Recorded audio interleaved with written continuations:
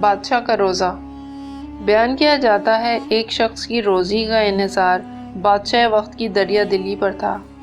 وہ شاہی مطبخ میں پہنچ جاتا اور وہاں سے اپنی ضرورت کے مطابق کھانا لے آتا تھا۔ ایک دن اس کی بیوی نے کھانا لانے کے لیے کہا تو اس نے جواب دیا، آج تو ہمیں کھانا نہ ملے گا کیونکہ بادشاہ سلامت نے روزہ رکھ لیا ہے، شاہی باورچی خانہ دن میں بند رہے گا۔ بیوی افسردہ ہو کر بولی، بادشاہ کے روزہ رکھنے کی وجہ سے ہمارے بچے بھوکے رہیں گے، اس روزہ رکھنے سے یہ بات افضل تھی کہ وہ روزہ نہ رکھتا اور ہمارے بچے بھوک کی تکلیف سے بچ جاتے۔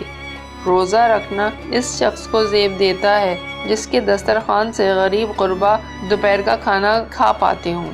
محنت کر کے دوسروں کو فائدہ پہنچانے والا دنیا دار روزے دار سے افضل ہے۔ اگر تیری ذات سے دوسروں کو فیض نہیں پہنچتا تو کیا ضروری ہے کہ تو روزہ رکھنے کی زحمت اٹھائے؟ دوپہر کا کھانا بچا کر رکھ لینا اور پھر خود ہی کھا لینا تو کوئی بات نہیں۔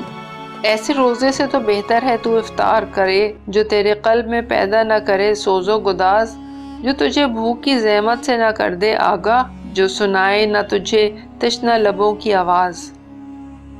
وضاحت: حضرت سعدی رحمۃ اللہ علیہ کی یہ حکایت پڑھ کر ایسا گمان گزرتا ہے کہ وہ روزہ رکھنے کے مقابلے میں کسی مسکین کو کھانا کھلانا افضل خیال کرتے ہیں، لیکن حقیقتاً ایسا نہیں ہے۔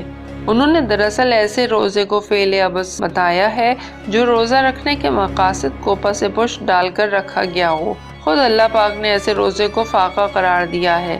اسلامی عبادات کے سلسلے میں یہ بات اچھی طرح سمجھنے کے قابل ہے کہ یہ دیگر مذاہب کی پوجا پاٹ نہیں بلکہ انسان کی روح کو اس مقصد کے لیے بیدار کرنے کا ذریعہ ہے کہ وہ بھلائی پھیلانے اور برائی کو مٹانے کا فرض انجام دے سکے۔